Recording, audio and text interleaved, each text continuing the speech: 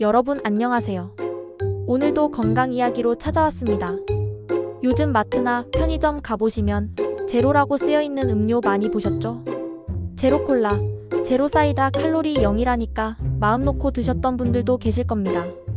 저도 지인분들 중에 나는 이제 살 안 찌니까 맘껏 마신다며 제로 음료만 찾는 분들이 많습니다. 그런데 정말 안전할까요? 칼로리가 없으니 몸에도 좋은 걸까요? 오늘은 바로 그 제로 음료에 숨겨진 이야기를 차분히 풀어드리겠습니다. 제로 음료가 왜 인기를 끌었을까요? 세계보건기구 WHO는 당 섭취를 하루 25g 이하로 줄이라고 권고합니다. 근데 여러분, 콜라 한 병만 마셔도 벌써 이 권장량을 넘습니다.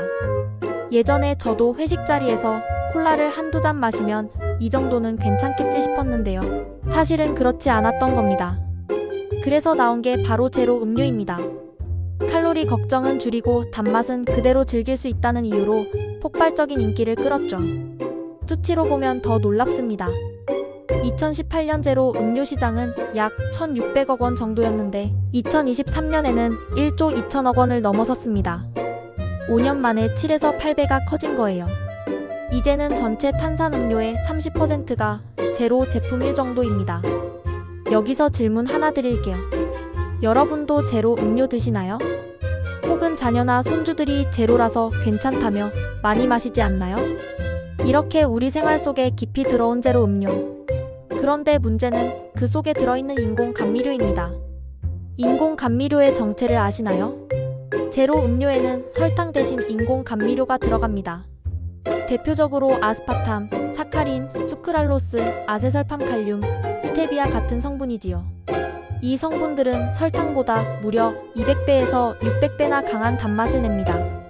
그래서 칼로리는 거의 없지만 혀는 단맛을 느끼게 됩니다. 여러분, 어릴 적에 달고나 드셔보셨죠? 조금만 설탕을 태워도 얼마나 달았는지 기억나실 겁니다. 그런데 인공 감미료는 그보다 수백 배 달다고 보시면 됩니다. 문제는 이 단맛을 우리 몸이 자연스럽게 받아들이지 못한다는 겁니다. 세계보건기구 산하국제암연구소는 아스파탐을 바람 가는 물질로 분류했습니다. 물론 정해진 양 이하로 먹으면 괜찮다고 하긴 했습니다. 그렇지만 가능성이 있다는 말만 들어도 찝찝하지 않으신가요? 여기서 잠깐 정리해보겠습니다. 제로 음료가 인기를 끈 이유는 칼로리 0 덕분이었는데 사실은 인공 감미료 100이 들어있다는 점 기억해 두셔야 합니다. 이제 중요한 연구 결과를 하나씩 살펴보겠습니다. 첫 번째는 WHO 분석입니다. 단기적으로는 체중이 줄기도 했습니다. 아, 효과가 있구나 생각할 수 있는데요. 그런데 장기적으로는 비만, 당뇨, 심혈관 질환, 사망 위험이 오히려 늘어났습니다. 두 번째 연구는 219만 명을 무려 29년간 추적한 대규모 분석입니다. 결과는 충격적이었습니다. 제로 음료를 마신 사람들의 사망률은 13% 증가했고 특히 심혈관 질환 사망률은 26%나 더 높았습니다. 세 번째는 호주 연구입니다. 40세에서 69세 성인 3만 6천여 명을 대상으로 했는데요. 가당 음료, 즉 설탕 들어간 음료는 당뇨병 위험을 23% 높였고 제로 음료는 무려 83% 높였습니다. 여러분, 설탕보다 오히려 더 해롭다는 뜻입니다. 칼로리 0이 건강 0으로 이어지지 않는다는 게 확인된 겁니다. 이쯤 되면 내가 지금까지 믿고 마신 게 괜찮을까? 하는 생각이 드실 겁니다. 그럼 왜 이런 결과가 나타나는 걸까요? 첫째, 인공 감미료는 장내 미생물의 균형을 깨뜨립니다. 장 속 세균들이 뒤죽박죽되면 혈당 조절이 무너집니다. 둘째, 인슐린 분비도 제대로 되지 않습니다. 원래는 달콤한 걸 먹으면 인슐린이 나와야 하는데 인공 감미료를 먹으면 뇌가 헷갈려서 잘 분비되지 않습니다. 셋째, 혈당을 낮추는 GLP-1 호르몬이 억제됩니다. 결국 혈당이 오르고 당뇨병과 심혈관 질환 위험이 커집니다. 실험에서도 확인됐습니다. 스웨덴 연구에서는 쥐에게 아스파탐을 먹였더니 혈관에 지방이 더 많이 쌓이고 염증 수치가 올라갔습니다.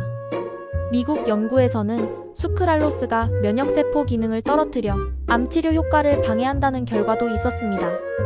정리하면 이렇습니다. 칼로리는 0일 수 있어도 건강에는 결코 0이 아닌 거죠.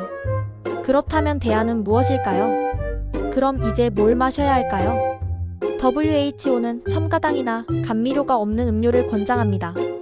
대표적으로는 물, 커피, 차, 저지방 우유입니다.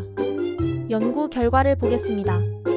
커피 사망 위험 26% 낮춤, 물 23% 낮춤, 차 21% 낮춤, 저지방 우유 4% 낮춤.